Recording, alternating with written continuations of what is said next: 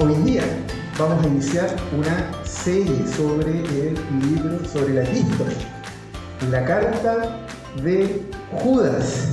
Si alguien no sabe dónde está la carta, le digo que es el penúltimo libro de la Biblia. Y puede ser incluso hasta un poco difícil encontrarlo, porque tiene un capítulo. Tiene un solo capítulo. Por lo tanto, si usted nunca ha leído un libro de la Biblia, mientras yo hablo, lo puede leer. Entonces, es una buena instancia para una carta cortita que también vamos a tratar de sacarle harto provecho. Harto provecho. Vamos a usar los dos primeros versículos a modo de introducción de la serie. Entonces, voy a hacer una pequeña también introducción a la introducción. Entonces, ¿cuál es el tema central de la carta? ¿Cuál es el tema central? Lo vamos a ir viendo viernes a viernes, pero yo les voy a dar un spoiler. Esta carta tan cortita habla sobre algunas temáticas que son bastante importantes, especialmente si incluso nosotros lo vemos hoy en día, tiene bastante relevancia para nosotros, porque uno de los temas principales que aborda es la defensa de la fe. Llamados a defender la fe. Es un tema muy importante y muy relevante también para nosotros, ¿no es cierto?, como creyentes. Y no solamente nos invita a defender la fe, sino que también nos habla y nos advierte de falsos maestros y doctrinas engañosas. Entonces, tenemos defensa de la fe, ¿no es cierto?, y advertencias contra las falsas enseñanzas y aquellos que se meten en la iglesia, que se inmiscuyen en la iglesia, tratando de torcer el evangelio. Es una carta de advertencia, pero también es un ánimo para todo creyente para vivir el evangelio. Esta carta, como otras cartas también que alertan a la iglesia, se enfrenta contra los judaizantes. Eran aquellos, ¿no es cierto?, que se metían a las iglesias cristianas para tratar de persuadir y perseverar aquellas costumbres judías que habían, ¿no es cierto?, que habían sido sacadas de toda práctica que no tenían que ver con la gracia de Cristo. Se metían en la iglesia y trataban de torcer el evangelio para poder persuadir a los creyentes que siguieran estas prácticas. Y hace un llamado bastante especial también y a tener ojo con la libertad que nosotros tenemos en Cristo. Porque una de las enseñanzas que combate Judas con esta carta es aquellos que dicen ser seguidores de Cristo, que profesan creer en Jesús, pero que viven una vida fuera del Evangelio. Fuera del Evangelio. Lo que estos perversos maestros les enseñaban a los creyentes cuando se lograban meter en las iglesias es: oye, tú ya eres creyente, tú ya eres salvo, Cristo a ti ya te salvó, por lo tanto vive la vida, disfruta la vida, vive tu pecado de alguna manera, porque tú ya eres salvo, el Señor ya te salvó. Y la advertencia que hace Judas a los creyentes es que nosotros no abusemos de la libertad que tenemos en Cristo. Porque la libertad que tenemos en Cristo nos dice que nosotros somos libres del pecado, pero esclavos de Jesucristo. Esclavos de Él. Y esa es una temática que vamos a ir desarrollando y tratando de desarrollar también viernes a viernes. Y aquellos que lean, ¿no es cierto?, la carta de Judas, que se van a demorar poquito, para los que la lean y les interese, no pueden no leer la segunda parte de esta carta, que se encuentra en Segunda de Pedro. Esas como, siempre van como juntitas. Y van a encontrar como Pedro también toma estos temas y también le enseña a la iglesia y le advierte a la iglesia sobre las mismas temáticas que desarrolla Judas en su carta. Por lo tanto, tenemos un desafío, que es ver esta carta que vamos a ir estudiando, pero también está el desafío de que ustedes también de forma personal puedan leer la segunda carta de Pedro. Segunda de Pedro. Esta carta, al igual que otras epístolas también, no carece de controversias. También hay ciertas controversias. Principalmente porque Judas, si bien no cita el Antiguo Testamento, no lo cita, pero sí trae mucho contenido del Antiguo Testamento que menciona en su carta. Es más, también hace mención a un libro histórico que no está en la Biblia. Entonces, durante la historia de esta epístola también ha tenido sus controversias, pero que también ha sabido perseverar y preservar gracias a la historia de la iglesia. Porque la iglesia finalmente la ha mantenido como una carta inspirada, especialmente gracias a la parte que yo les mencionaba de Segunda de Pedro, que son dos cartas que van de la mano. Entonces, es una epístola bastante interesante y que nos va a entregar también mucho conocimiento acerca de nuestro Señor. Así que partamos con este preámbulo que vamos a hacer hoy día, de estos dos versículos, y yo lo voy a hacer, yo necesito que hoy día sí me den una mano, porque vamos a ver algunos versículos.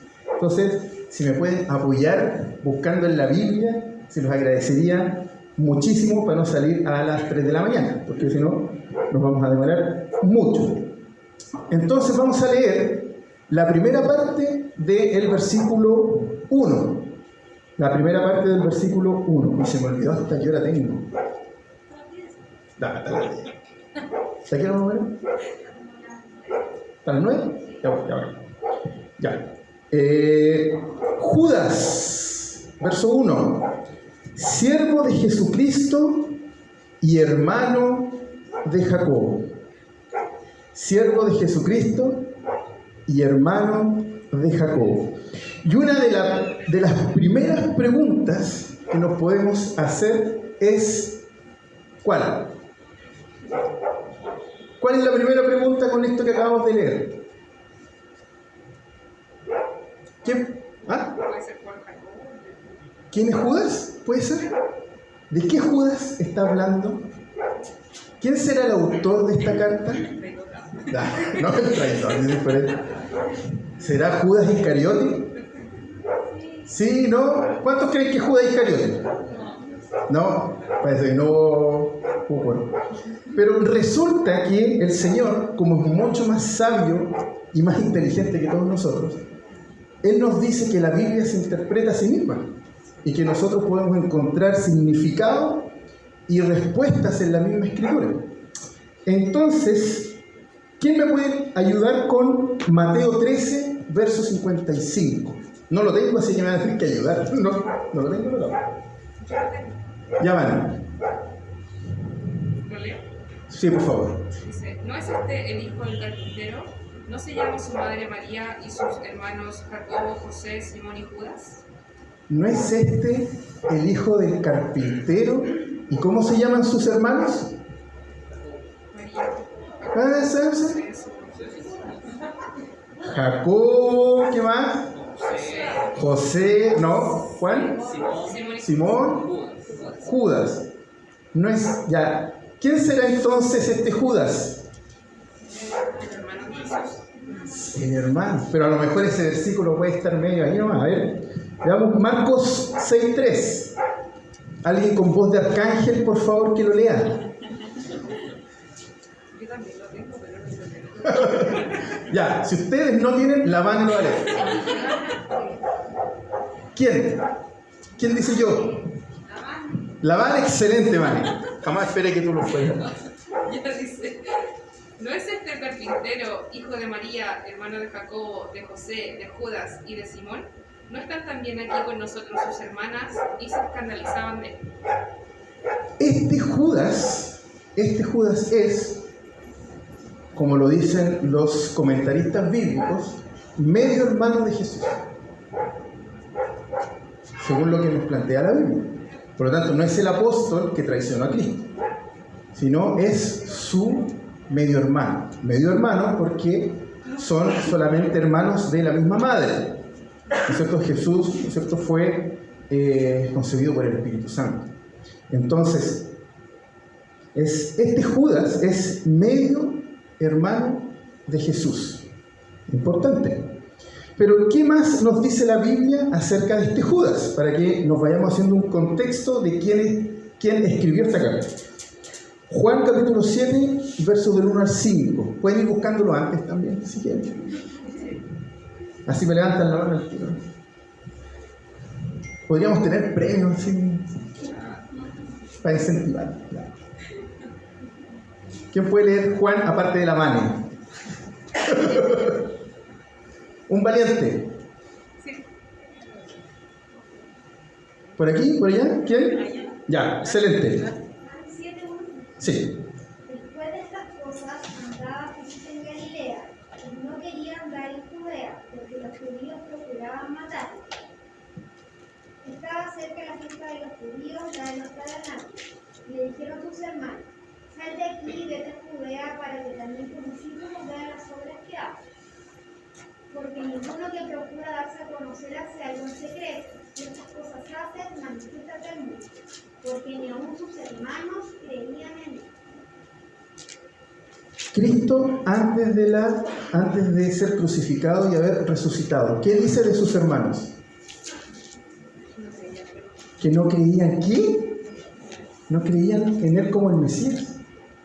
Este Judas, el medio hermano de Jesús, que escribió esta epístola, la Biblia nos muestra que antes de que Cristo fuese crucificado y resucitara, no creía en su divinidad.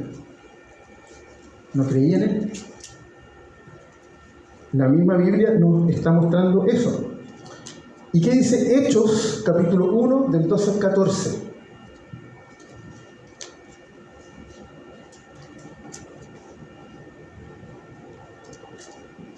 Veita. Entonces volvieron a Jerusalén desde el monte que se llamaba del Olivar, el cual está cerca de Jerusalén, camino de un día de reposo. Y entrados, subieron al aposento alto, donde moraban Pedro y Jacobo, Juan, Andrés, Felipe, Tomás, Bartolomé, Mateo, Jacobo, hijo de Alfeo, Simón el celote, Judas, hermano de Jacobo. Hasta el 14, sí. Todos estos perseveraban unánimes en oración y ruego con las mujeres y con María, la madre de Jesús, y con sus hermanos. Hechos. Eventos después de la ascensión de Cristo. ¿Qué pasó con Judas?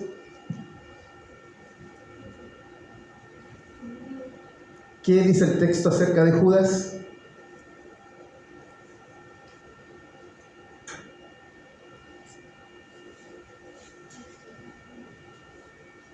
¿Qué dice? ¿Qué dice? ¿Perseveraban? ¿Y qué significa que perseveraran?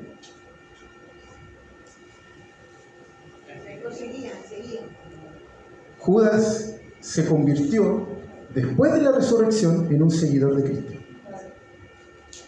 Judas era hermano de Jesús. La Biblia nos dice que antes de su resurrección, él no lo consideraba aún el Mesías. Cristo es crucificado, resucita, asciende, y el libro de Hechos, que relata todo el inicio de la primera iglesia, de la iglesia del primer siglo, nos dice que ahora Judas es un seguidor de Jesús. Y él es quien escribe la carta. Eso es lo que nos muestra la Biblia acerca del autor. Un inconverso que luego se convierte al cristianismo. Y si nosotros ya sabemos quién es el autor de la carta, el autor mismo nos menciona también a su hermano, Jacobo. ¿Qué dirá la Biblia acerca de Jacobo? Hechos 15:13. ¿Sí? Y después estuvieron callados, Jacobo respondió, diciendo: varones, hermanos, oíd. varones, hermanos, oíd, ¿no es cierto? Jacobo no fue un apóstol, pero tuvo una autoridad entregada por Dios, fue un gran líder de la primera iglesia, un tremendo líder de la primera iglesia. Y este Jacobo en la Biblia también se presenta con otro nombre. ¿Quién lo dijo por allá? Santiago. Exactamente, Cristian, Santiago. Y Santiago tiene una carta también en el Nuevo Testamento. También tiene una epístola. Entonces ya podemos ir viendo un poco en estos sencillos versos el autor, su contexto y su relación con Cristo. Un tremendo líder. Y usemos el último porque después ya no vienen más versículos. Gálatas 1:19. Ya. Pero no había ningún otro de los apóstoles sino Jacobo, el hermano de Simón. No era un apóstol, pero estaba Jacobo. Hablaba con autoridad frente a la congregación. Fue un líder importantísimo y que el Señor permitió que nos dejara una carta que es, ¿no es cierto?, la carta de Santiago, que también está en el Nuevo Testamento. Entonces, ya tenemos el contexto. Pero fíjense que hay un detalle que es bastante interesante, porque Judas, ¿por qué creen ustedes que Judas dice Judas, hermano de Jacobo, y por qué no dice hermano de Jesús? ¿Por qué Judas no dice, oye, yo también soy medio hermano de Jesús? Somos hijos de la misma mamá. ¿Cómo se presenta él? Como siervo. Y la traducción al español viene con una palabra que puede confundir y que la hemos hablado también en otras cartas. Porque en el original la palabra siervo no se entiende como alguien que voluntariamente se presta para ejercer algún trabajo en particular. En el griego, siervo es doulos. Lo hemos conversado antes también con algunas cartas de Pablo. ¿Qué significa doulos, si es que alguien se acuerda? Esclavo. Judas dice, ¿saben qué? Yo soy hermano de Jacobo, un gran líder de la iglesia. Pero ¿saben qué? Si bien soy medio hermano de Jesús, yo soy su esclavo y Él es mi Señor.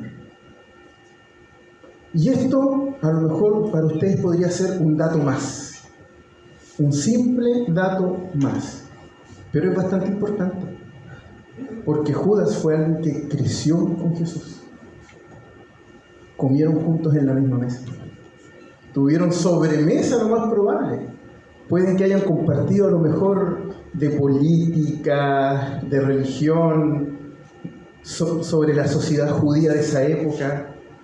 No sé si las edades calzan como para que a lo mejor hayan jugado juntos, pero eran familia. Y eso significa que Judas es un testigo de la vida de Cristo. Y ese es un valor importantísimo de este documento que nosotros estamos leyendo. Es un testimonio que ratifica que Cristo es Dios. Cristo es Dios. La Biblia también nos relata en los evangelios cómo ante las cosas que Cristo hacía, la familia incluso lo encontraba casi loco y trataron de retenerlo en más de alguna oportunidad. Pero cuando Él murió y cuando resucitó, se dieron cuenta que efectivamente no estaba loco. Él era Dios. Fue alguien que se crió con Jesús. Vivió con Él. Hasta a lo mejor discutieron, puede que incluso se hayan tenido que defender, no sé, cosas que hacen los hermanos. Pero fue testigo de que Cristo vivió una vida sin pecado. Sin pecado alguno. Y cuando yo hacía reflexiones acerca de esta primera parte, para mí fue inevitable pensar qué diría mi familia acerca de mí, de mi testimonio. Es importante. Es importante pensar. Si efectivamente yo digo que soy un seguidor de Cristo y Él es mi modelo, efectivamente habrá algún Judas que pueda decir, Él refleja a Cristo. ¿Qué dirían nuestros padres de nosotros? ¿Qué dirían nuestras esposas o esposos?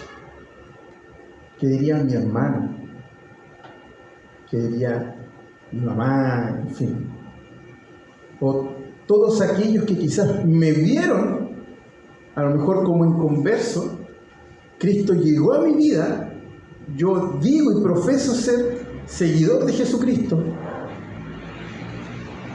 y efectivamente ellos son testigos, todos aquellos que nos conocen desde Potrillo, son testigos de nosotros, de ese cambio que Cristo hace en nuestra vida, que es el cambio que Cristo hizo en su hermano, en su medio hermano, porque la Biblia nos muestra cómo Él no lo aceptaba como Dios, y posteriormente a su ascensión y su resurrección y ascensión, lo muestra como Señor, como Cristo. Cristo el Salvador, el Mesías. Creo que es una pregunta importante para reflexionar, pero no con culpa, sino para animarnos. Porque si nosotros efectivamente, por ese motivo, consideramos que efectivamente no estamos llevando una vida que refleje a Cristo, creo que es un buen momento para poner el freno de mano y meditar y orar en ello. Porque nosotros tenemos una responsabilidad no solamente de forma interna, sino que nosotros también tenemos una responsabilidad frente a la sociedad en la que vivimos actualmente. Porque ellos, cuando quieran ver a Cristo, van a ver a la iglesia.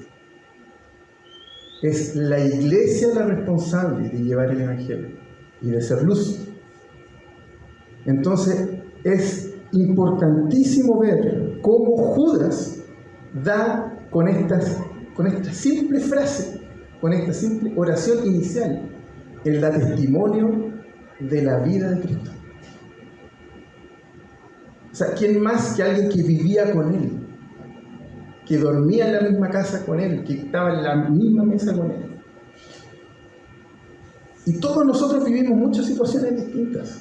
Estamos en contextos familiares muy diferentes, quizás algunos más adversos que otros, con distintos contextos.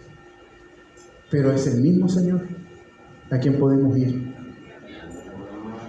y tratar de llevar y esforzarnos diligentemente para llevar vidas que le reflejen y que le muestren, para que otros también puedan llegar al Evangelio, para que cuando nos vean a nosotros, sino que puedan ver a Cristo.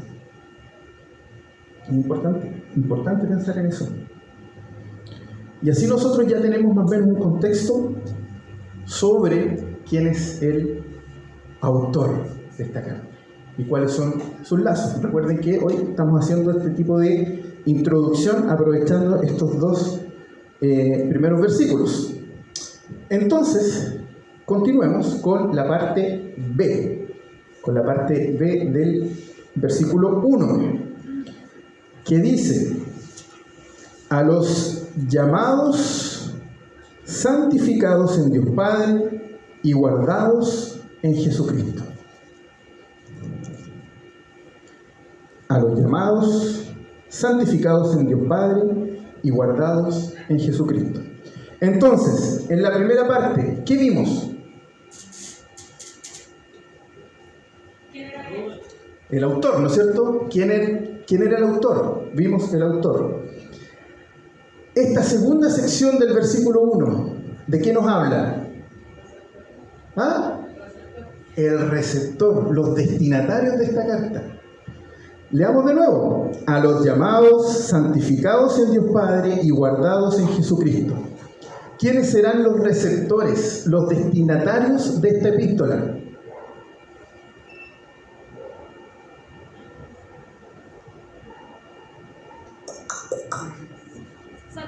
¿Ah?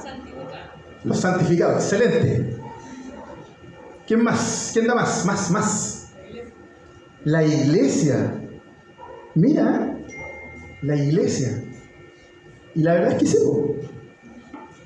efectivamente, es la iglesia. Y ahora vamos a ver por qué es la iglesia. Aunque uno podría decir que es una obviedad, pero no es tan obvio. No es tan obvio. Y hay una particularidad de los destinatarios de esta epístola. Porque esta es una carta considerada una carta general. Ahí, por si están tomando nota, es importante. ¿Por qué? Porque es una carta que va a distintas iglesias, pero con las características que mencionan acá, que es muy distinto. Por ejemplo, hace algunos veranos vimos la carta de Pablo a Filemón. Esa no es una carta general, esa tenía un destinatario específico que era Filemón. Esta no, esta es una carta que va, entre comillas, abierta a la iglesia, con enseñanzas para varios destinatarios, pero con el mismo objetivo. Y aquí nosotros tenemos que profundizar un poco en el estudio para poder ver efectivamente qué características se nos muestra en esta segunda parte del versículo 1. Aquí hay tres características que dice llamados, santificados y guardados. Y fíjense que en el original, aquí salen características que son bastante especiales. Porque cuando uno dice a los llamados, uno podría decir, esta es una invitación abierta. Entonces Dios viene y dice, hey, los llamo abiertamente. Y el que quiere, ¿no es cierto?, puede responder voluntariamente a ese llamado. Pero esta palabra en el original no tiene esa intención. Porque más que un llamado, en el original es una invitación específica. Es un llamado personal, no es un llamado abierto. Va con nombre y apellido esta invitación. Por lo tanto, lo que Judas está diciendo, dice, oye, a los que han sido llamados, lo que él está diciendo es a los que han sido invitados, especialmente. Esa es la primera característica. Los que han sido invitados. La segunda característica dice los que han sido, ¿cierto?, santificados. Y la traducción correcta sería los que han sido en pasado amados. Con un énfasis en apartados. O sea, aquellos que han sido invitados particularmente, que han recibido una invitación, y aquellos que han sido amados y apartados. Segunda característica. Y esta es la que a mí más me gustó, que es guardados en Jesucristo. No es que no me haya gustado las otras dos, pero yo me detuve harto rato en esta. Porque guardados en Jesucristo, tú puedes, por ejemplo, tomar un objeto y guardarlo en algún lugar para que no se te pierda. Y obviamente dejarlo ahí hasta que lo necesites nuevamente. Pero guardado tiene una intención mucho más profunda. Porque dice guardados en el sentido de protección para que no sufran un daño. Tiene que ver con cuidar, con proteger, con evitar que sean dañados en lo que respecta al texto por algo en particular, para que no sufran un perjuicio. Entonces, Judas a los destinatarios les está diciendo, a ustedes que han sido invitados personalmente, particularmente, a ustedes que han sido amados y apartados particularmente, y ustedes que están siendo cuidados y protegidos de un daño. Y el que ejecuta esa protección es Jesucristo. Y nosotros no podemos evitar pensar que en Cristo nosotros hemos sido salvos de la muerte eterna. Ese cuidado y ese daño tiene una connotación salvífica. En Cristo nosotros hemos sido cuidados y apartados de un perjuicio eterno. Es una invitación especial. Fíjense quién toma la iniciativa en esta frase. Lean, ¿quién es el que toma la iniciativa en esta segunda parte? ¿Es el ser humano o es Dios? Dios, los que han sido llamados, santificados en Dios Padre y guardados en Jesucristo. No hay voluntad humana, no hay intención humana. La iniciativa la toma Dios. Entonces, a diferencia de otras cartas que nosotros podemos encontrar en la Biblia, tiene un destinatario específico, que es a los creyentes. A los creyentes. Aquellos que profesan y dicen ser hijos de Dios. Les empieza a hablar Judas. A los que han sido llamados, santificados y guardados por Dios. Hay una característica importante entre siervo y esclavo, porque el servicio uno lo podría entender casi como un voluntariado. En cambio, el esclavo no es dueño de sí mismo. Es dueño. Su señor es su dueño. Y el amo, el dueño, en este contexto, en el contexto en el que se escribió esta carta, los que eran dueños de esclavos podían decidir quién vivía y quién moría. Y Judas dice que él es esclavo de Jesucristo y que Jesucristo es su Señor. Y luego dice que él está escribiendo a aquellos que están siendo cuidados y guardados en Jesucristo. Por lo tanto, Jesús no es cualquier amo. Es un amo que cuida de sus hijos. Es alguien que cuida y protege y nos libra de un daño eterno. Ese es el Señor al que Judas sirve. Por eso que él no se atreve a decir que es su medio hermano. No puede. Porque aunque hayan sido hijos de una misma madre, Jesús es su Señor. Y Él es Dios. Entonces es importante reflexionar y pensar en lo que Dios hace por nosotros cada día. Lo que Dios hace por nosotros día a día. Cómo la carta busca, ¿no es cierto?, que nosotros reflexionemos y entremos en este concepto, en esta idea de que nosotros hemos sido elegidos por Dios. Hemos sido invitados particularmente por Dios. Hemos sido llamados por Dios, guardados en Jesucristo, que es nuestro Señor, que es nuestro amo y a quien nosotros servimos. Por lo tanto, esto no es cualquier cosa. No es cualquier cosa para nosotros. Esto tiene un sentido muy amplio en términos de salvación, de que nosotros estamos cuidados por Él. Y si hemos sido elegidos por Dios mismo, nosotros debemos también vivir vidas que reflejen al Dios al cual nosotros servimos. Y ese es uno de los temas, como yo les mencioné recién, que toca la carta. De cómo se abusa de la libertad de este Señor. Porque el primer versículo ya nos muestra que Cristo es un Señor bondadoso. Es un buen Señor. Es un buen amo que cuida y que protege. Por lo tanto, la libertad que nosotros tenemos en Cristo no debe abusar de los privilegios de haber sido llamados, santificados y guardados en Cristo.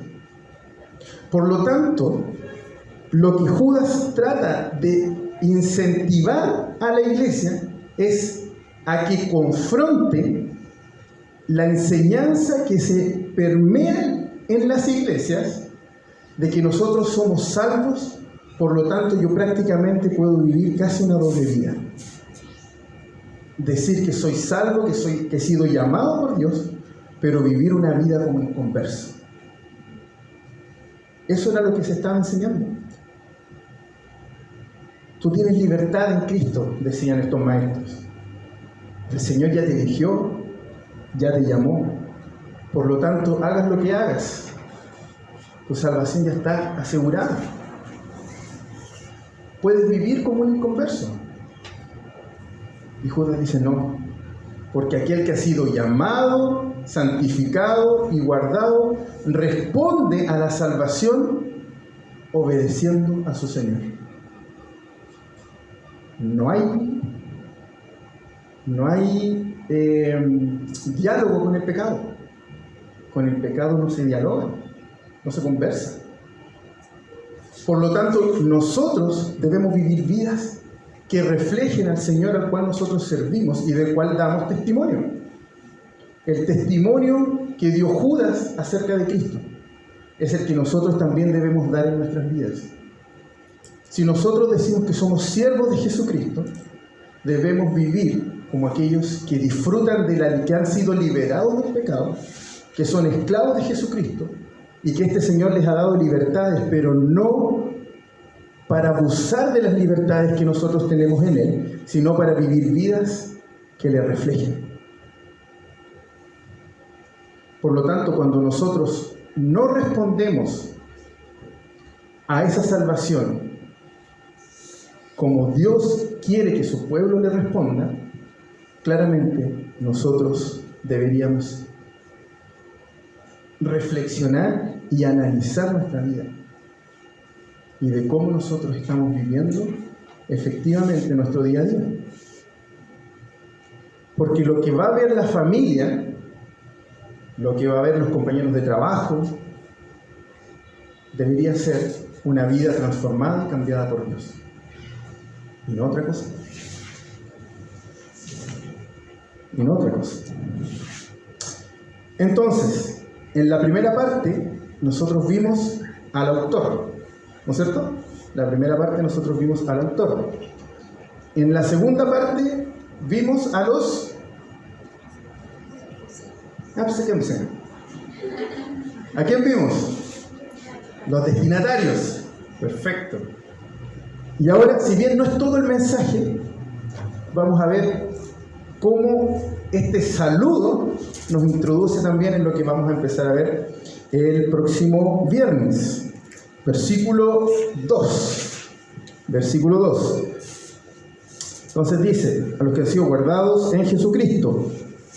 Y Judas le escribe a la iglesia y dice, misericordia y paz y amor os sean multiplicados. Misericordia y paz y amor os sean multiplicados. Misericordia. Esto es muy clásico también de las cartas bíblicas. ¿Quién recuerda algún saludo del apóstol Pablo en alguna de sus cartas? ¿Se acuerdan? Hay una frase que es súper clásica. Gracia y paz.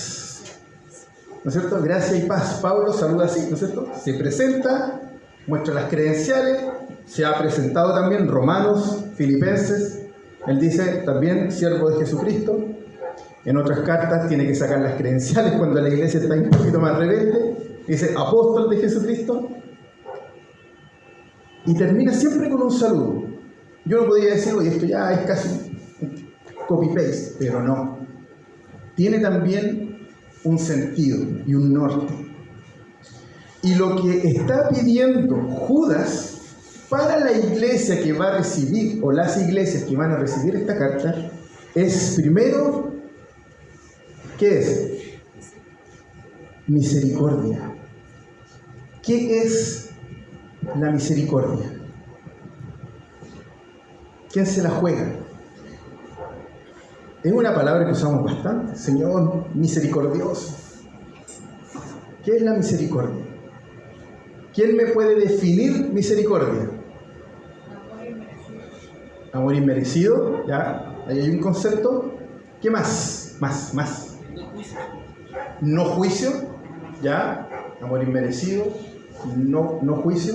¿Qué más? Cuando hablan de misericordia, ¿qué se les ocurre? Acordarse de las miserias del otro y compasión. Exactamente. ¿Sí? Misericordia y juicio son dos palabras que van ligadas y que conversan. Porque cuando la humanidad falló en el Génesis, ¿qué es lo que merecíamos? Juicio. Y ese juicio es la muerte. Pero Dios decidió voluntariamente no aplicar juicio sobre todos, sino tener misericordia de algunos. Algunos que han sido llamados, santificados y guardados en Jesucristo. Verso 1. La misericordia es acordarse de la miseria del otro. Cuando nosotros fallamos en el Edén y le fallamos a Dios, Dios perfectamente como seres creados nos pudo haber eliminado, pero Él decide, por amor a su creación, tener misericordia. Él aplica misericordia bajo su voluntad con algunos. No nos corresponde saber cuál es el criterio que Dios usa. La Biblia no lo dice. Solo dice que Él aplica misericordia con el que quiere tener misericordia. La humanidad, nuestro destino es la muerte. Y todos íbamos a perdición. Pero Él decide, si ustedes se lo grafican como un acantilado y abajo fuego, y todos merecíamos caer a ese fuego, morir.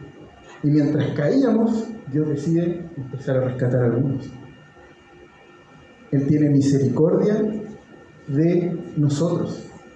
Recuerdo una gráfica que creo que hizo la Ale hace un tiempo también, que había una cruz rescatando a unas personas del fuego. Y Judas le dice a la iglesia, misericordia. Ustedes han sido los elegidos y llamados de Dios para tener misericordia, para tener piedad. Dios ha tenido piedad de ustedes. Misericordia. ¿Cuál es la segunda palabra que sale ahí? Paz. ¿Qué es la paz? No la paz, otra paz. ¿Qué es la paz? ¿Ah, ves qué es? Como la ausencia de caos. La ausencia de caos, ¿ya? ¿Ok? Tranquilidad, calma absoluta. ¿Ya? Tranquilidad, calma absoluta. ¿Alguien más? ¿Se le ocurre alguna otra idea de paz? Lejos de la ira de Dios. ¿Cómo? Lejos de la ira de Dios. Lejos de la ira de Dios. ¿Ok? Lo que uno a veces puede entender por paz es como la ausencia de conflicto. La paz, en términos generales. Y Judas está diciendo, ¿no es cierto?, misericordia y paz. Pero leamos un poco el versículo 3, que dice, voy a leer como de la mitad, dice, acerca de nuestra común salvación me ha sido necesario escribiros, exhortándoos a que contendáis ardientemente por la fe que ha sido una vez dada a los santos. Entonces, Judas me dice que tenga paz y después me dice que confronte. ¿Será una inconsistencia bíblica? ¿Estaremos ante un dilema teológico? No, porque este significado de paz no tiene que ver con la ausencia de conflicto. De hecho, es el mismo significado que tiene en Efesios. ¿Quién se acuerda lo que significa paz en Efesios? Lo vimos por ahí en la introducción y se mencionó un poquito también. Esta paz tiene que ver con reconciliación. La paz bíblica, especialmente la que menciona Efesios y en este caso Judas, tiene que ver con reunirnos, tiene que ver con agruparnos y traer reconciliación del hombre con Dios y entre los hermanos, entre judíos y gentiles. Ya no hay distinción de personas para los que son seguidores de Cristo. Han sido reconciliados. Hemos sido reconciliados con el Padre y hemos sido reconciliados también entre nosotros. Esa es la paz. Y ese es el significado de esta paz que sale mencionado. Por lo tanto, no es una paz mundial. Al contrario, Jesús mismo dice que en este mundo vamos a tener aflicción, pero que estemos tranquilos porque Él ha vencido al mundo. No es una paz que tenga que ver con que el resto, de alguna manera, ya no podamos contender o tener conflictos. Es más, esta paz nos va a traer conflicto con el mundo, porque nos va a hacer vivir vidas que le agraden a Dios. Misericordia, paz y amor, y este amor es ágape, amor de Dios, un amor que solamente puede entregar el Señor. Misericordia, paz y amor sean multiplicados, sean multiplicados. El libro de Judas nos invita a que nosotros respondamos a este llamado, a esta santidad, y al haber sido guardados por Cristo, de forma que nosotros podamos defender la fe que Cristo ha puesto en nuestros corazones. Nosotros no podemos lidiar con ningún tipo de enseñanza, ningún tipo de práctica en nuestras vidas que muestre una dicotomía o una diferencia entre lo que digo y lo que hago. Y uno podría decir, oye, pero eso a lo mejor pasaba en este tiempo. Sigue pasando actualmente. Sigue pasando actualmente. Chiquillos, la práctica del pecado es terrible. Es terrible. Todos luchamos con distintas cosas. Somos tentados de distintas maneras. Todos somos ovejas acá. Todos somos ovejas de Jesucristo. Pero una cosa es practicarlo voluntariamente y decir que voy a ser salvo igual y que da exactamente lo mismo. Y la otra es diligentemente batallar, rendirme a los pies del Señor y decirle, Señor, necesito cada día de ti para poder vivir para vidas que te agraden. Y esa práctica era la que Judas animaba a la iglesia y los exhortaba a que la confronten, a que la contiendan. Por eso que nosotros, como iglesia, estamos llamados a exhortarnos mutuamente cuando vemos que no estamos respondiendo al llamado con que hemos sido llamados, valga la redundancia. Por lo tanto, si el día de mañana ustedes me ven que mi vida no está reflejando al Señor, el deber de ustedes es exhortarme y decirme que retome el camino y que me arrepienta de mi pecado. Si el día de mañana ustedes ven que alguien está enseñando en los grupos de jóvenes adultos que uno puede vivir una vida de pecado porque Cristo ya murió por mí, el deber de ustedes es confrontar ese pecado y llamar al arrepentimiento. Exhortarnos mutuamente a cuidar la santidad, porque la santidad no es un juego. La santidad no es un juego. El pecado nos tiene que doler. Nos debe doler vivir vidas que no agraden a Dios. El pecado nos tiene que llevar a los pies de Cristo. Nos tiene que llevar a ver su gloria, a querer batallar día a día. Es una lucha constante, constante. Matar el orgullo. Pero nosotros necesitamos entregar nuestros corazones al Señor. Es un llamado importante. Y Judas dice en su salud, dice, y que todo esto para ustedes, hermanos, sea multiplicado. Que el Señor les multiplique la misericordia, les multiplique la paz, les multiplique el amor que solamente Él puede dar. Que todo sea multiplicado en sus vidas, que prospere, que dé fruto, que se multiplique. Mucho más de lo que a lo mejor lo están viviendo hoy día. Esta es una carta muy linda, es muy interesante. Y lamentablemente a veces uno tiende a irse por las luces, porque tiene hartas cosas interesantes. Habla de ángeles, habla de cosas que ocurrieron también en el Antiguo Testamento que a veces llaman la atención, y que son importantes poder estudiarlas y profundizarlas, pero no es el mensaje de la carta. No es el centro de la carta. El mensaje es vivir vidas que agraden a Dios y que nosotros podamos defender la fe y advertir a la iglesia de aquellos que quieren tergiversar el Evangelio. Y eso es lo que vamos a empezar a ver a partir del próximo viernes. Señor, te damos gracias por este tiempo que tú nos has dado. Señor, te damos gracias porque tú eres un Dios bueno. Señor, perdónanos. Señor, perdona nuestro pecado. Señor, ayúdanos.